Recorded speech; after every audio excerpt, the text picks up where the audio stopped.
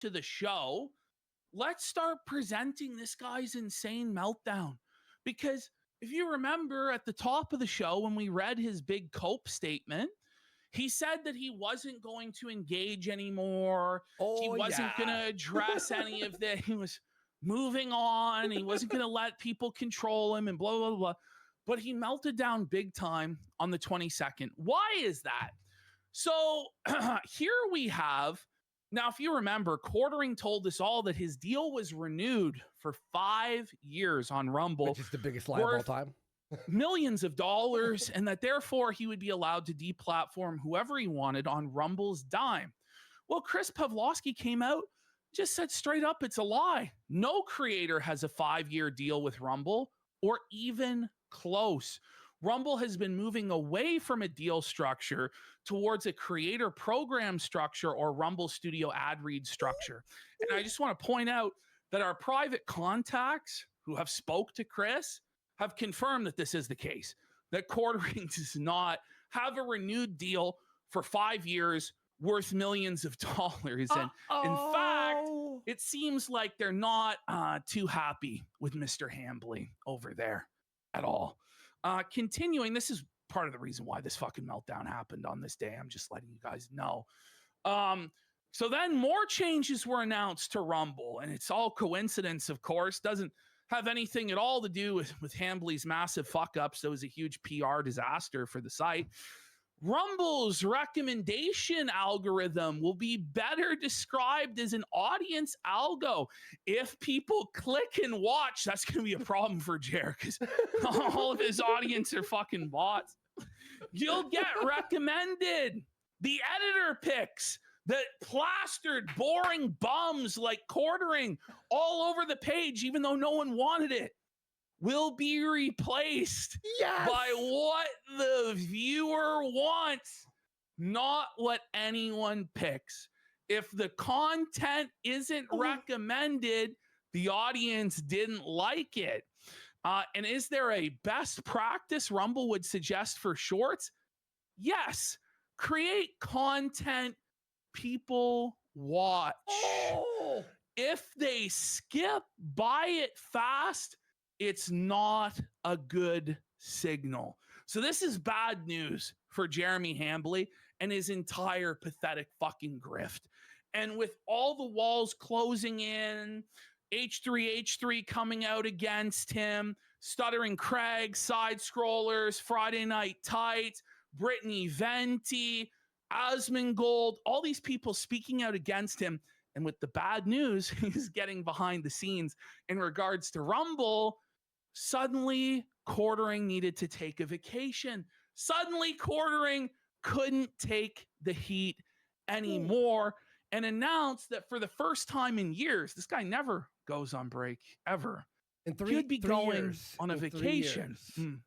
By the way, you know what is doing really well? Our new fucking clip channel on Rumble.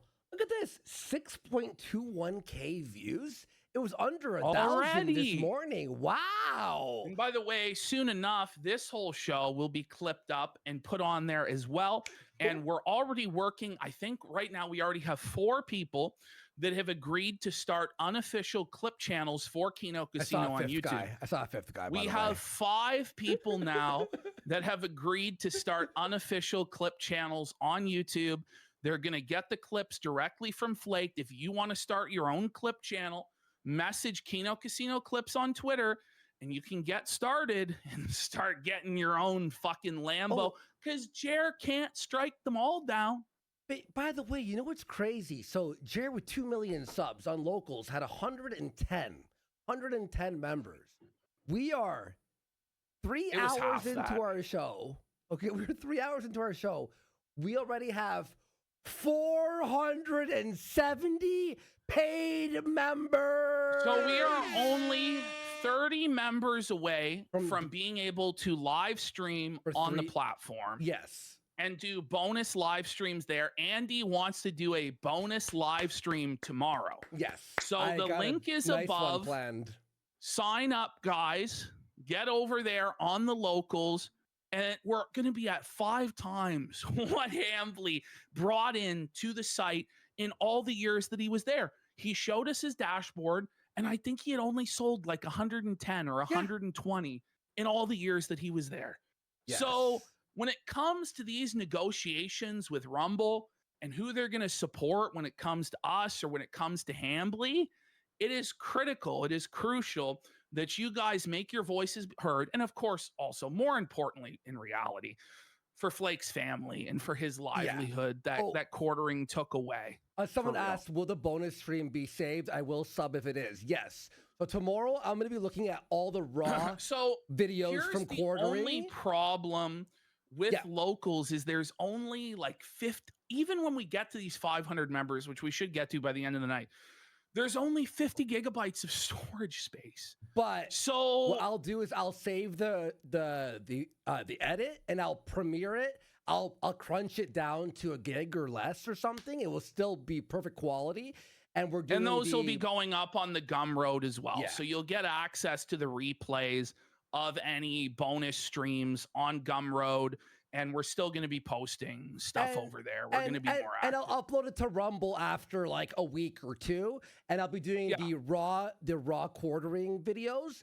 And people want me to show off my game collection and shit. And I'll chat with the audience and stuff. And we want to do some like special stuff over there. So go sub to locals. And yeah. All right. Let's continue here. All right.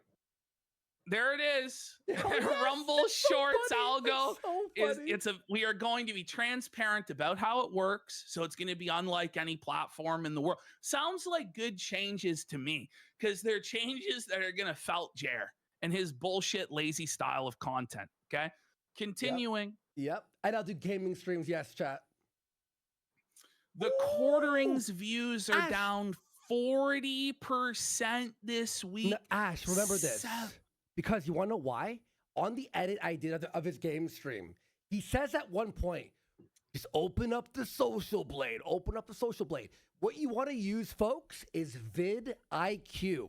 What vidIQ does is it actually takes the real videos, not the shorts, and calculates that. He is down not only 40% in 1 week, but it was 75% since November before the 40%. And the thing is, it's exponential. As you're falling out of the algorithm, it just gets worse and worse and worse. And now his output is falling off. When once he used to do 5 videos a day, it went down to 3 videos. Today, he only managed to crap out 1 video. And it's underperforming as well. So the only thing left for Fortress Quartering is this YouTube channel. And it's on a massive decline. It's the only part of his business that's actually profitable. And now that the Rumble is going, he's fucked, folks. He's bleeding out badly. That's why he's panicking. That's why he's lashing out and crashing out in the spectacular fashion that he is. It's all of these factors combined led to what we saw on the 22nd. Damn, dude. Yeah, there it is. And I'm going to do a little zoom here. Now, by the way, is this not funny, Ash? Down 40% in views, right?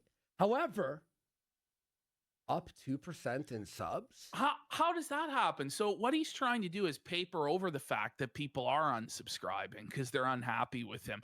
Nobody goes through the scale and scope of scandal that he goes through and doesn't lose subscribers. It's completely inorganic and inauthentic. It's nonsense. Yeah. He is once again, and he's admitted to doing this. He's admitted to buying subscribers in the past. He does this.